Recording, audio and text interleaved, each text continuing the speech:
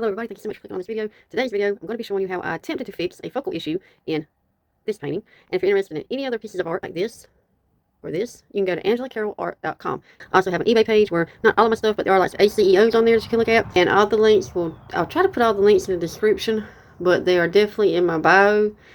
And I feel ridiculous marketing myself to you guys, okay? And my art. Absolutely ridiculous. But if I won't do it, who will? And if you don't do it, who will? Right? So go check out my website. Go check out my eBay. Now, if you would, watch this video. You guys have a great and wonderful day. Bye. If you've seen my last video, you know that for a couple days last week, we went to one of our local beaches.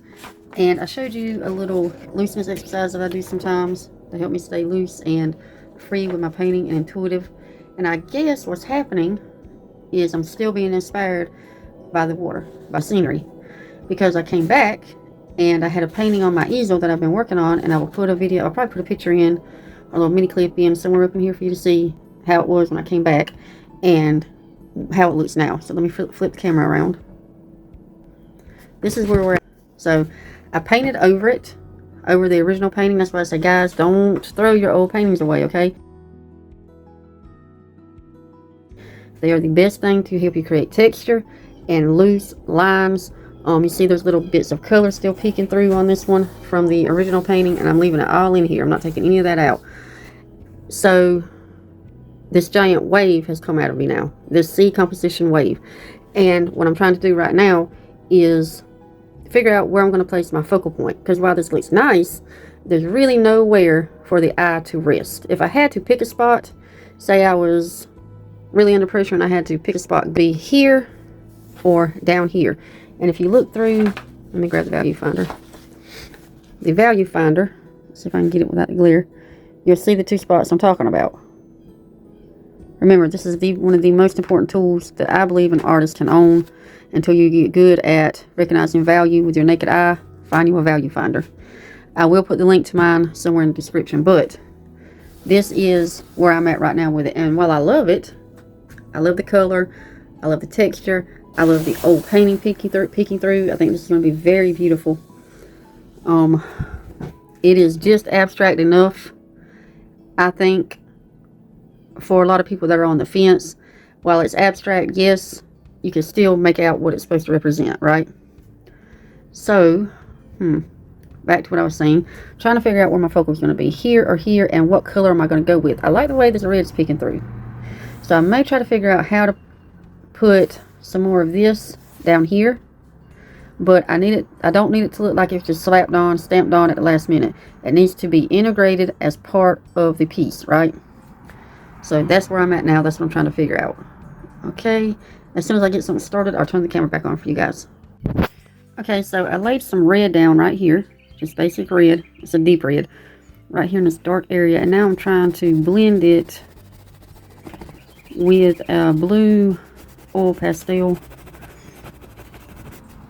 Trying to make it as cohesive as possible, but still leaving that red peeking through, right? So as I'm laying these colors in, I will also not just work on this spot, but I'll move them all through the painting. Like I'll pop a little bit up here. Like I'll take the blue pastel and pop a little bit right here. And then we'll smudge it out. Just so it's not in just this spot. You don't want it just in one spot. You kind of want to pop that color in different areas. It doesn't have to be a stark contrast. You just want the eye to be able to pick it up. Right? This is where the looseness comes in, the intuitiveness. You can't be scared to place a mark down, okay? You can always fix it, especially if you're working with acrylic paint. It can always be adjusted, painted over, smudged out. Okay. Now I need to go in with another layer of red. We might throw some white in here. Because I need this area to pop from the rest of it, okay? So we've got to figure out how we're going to do that.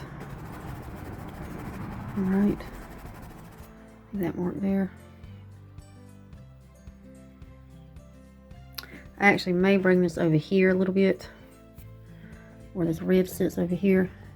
Put in this blue. And I'm just running the brush along areas, and whatever catches the color, I'll leave it there. Wherever the color happens to land, I'll just leave that mark sitting there. Alright, as soon as I decide to put the red, figure out how I'm going to incorporate a little bit of a lighter color here, because I have to be careful with the red.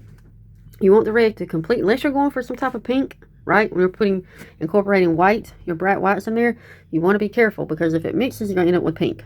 Okay, and that's not really what I want. I want to stick with the red and the deep blue, almost purple. Okay, so I don't mind the red mixing with the oil pastel. I do not want the red mixing with the white. So I need to let that red completely dry. Okay. Okay, and now I'm just taking a white Posca and I'm making marks. Very thin, very loose, very intuitive white marks. Just placing them throughout the painting. No rhyme or reason for it, really. Just where I sense one could be. Area that could hold one. I ran a blue through here. And I don't really care if the white mixes with the blue. So that's just going to give me a light blue color. But I really want to stay away from the wet red that I have on here. When I'm using this white. And I'll just make a few marks throughout. Okay. Okay, let's see. Just a little wet. I'll place one white mark right there, just like that. I'm gonna leave that. I'm not gonna touch it. I want it to stay white and in its place. I'm sorry, you guys. I'm looking through the thing and I'm thinking. Okay. All right. Okay, guys. Now I'm taking this black ink and this teeny tiny little raggedy brush right here. I'm gonna run it just a few places. Okay.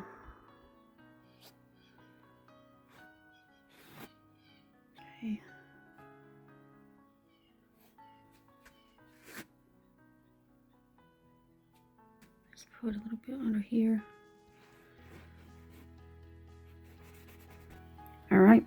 And I'm not really concerned with it because I know that most of this will get covered up. If I make a line I don't like this line, it's going to get covered up. So I'm not concerned. Once it dries, I'll just slap something over it. I really like this. The only thing I'm not liking about it is there's not enough texture on there for me. If you see, it's a little bit through here. Maybe a little bit through here. I want to add more texture, so we'll figure that out in a few minutes also. Okay. Hey guys, I'm standing here looking at this piece that I'm working on now. You're thinking, you know, I could stand here and try to fix all the mistakes that I see. Composition, line work, color, whatever, shape, form, whatever. I could try to stand here and fix all the mistakes. I could point all the mistakes out to you and fix them on camera. But our mistakes in our art is what makes our art unique, right? We don't want to pump out cookie cutter art. I don't want to be perfect in my art. My mistakes are what makes my art mine. Let me spin the camera around. So I'm working on this wave piece. It was something else, and I'll put a picture in where you can see what it was before I went to the beach versus what it is now, because I just painted over it, and some of it's still showing. I'm going to leave the underlayer showing because I love that. I love leaving these random marks and little splotches of color and whatever that some people may call a mistake, right? That's what makes it my art. My art, what I like to create, what I feel comfortable with, are very intuitive, expressive, fast mark making. That is my kind of art. Not the every line has to be perfect. Now there is a time and a place for that. That's not for me. I don't want my art to look like a machine pumped it out. I want you to look at it and notice the mistakes. Notice the crooked lines. That's what makes it personal. That's what makes it unique, right? And like I said in my last video, showing our art to the world is very uncomfortable. You've got to get comfortable with being uncomfortable. Like, this isn't comfortable for me. This is not comfortable for me. Talking to this camera, talking to you guys is not comfortable for me. Showing you my art is not comfortable for me. It's the exact opposite of comfortable, okay? It puts me in a very vulnerable spot, which I do not enjoy being in, okay? I don't think there's too many people that do. But if we want to get anywhere, right? If you want to sell, teach, whatever the case may be with your art, wherever you want it to go. Because most artists, okay, 95% of us don't want to make art just to sit in a room packed away somewhere, never to see the light of day again. You want it out in the world, okay? That's why we're able to create the way we create, to show the contrast in the world in a different way, right? That's why we create. Don't be scared to show people your art, because if you think it's beautiful, which is all that matters, by the way, if you think it's beautiful, then there's going to be somebody else out there that also thinks it's beautiful, okay? You're going to find your people. It will happen. Not everybody has to love or even like what you're doing, okay? Hold on.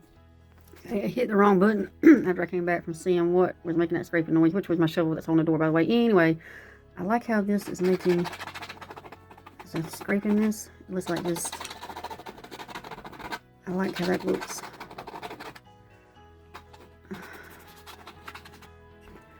I'm just twisting and turning the brush all kinds of ways to make it look like it's splattery. I like that. Let's see. Let me mess these lines up a little bit. They're a little too perfect for me. There we go. That's better. Okay. I like that better. Okay. Now, I think I'm going to leave it alone. I keep saying that, and I keep thinking of things that I could play around with it. I don't like this pink. Just popped out over here. Okay. Alright, so I think I'm going to leave it, let it dry, sign it, and this will be up on my website, AngelaCarrollArt.com. I'm going to go check it out. I'll leave links to everything. So I really, really hope that somebody gets something out of this video today. And you guys have a great and wonderful day. Bye.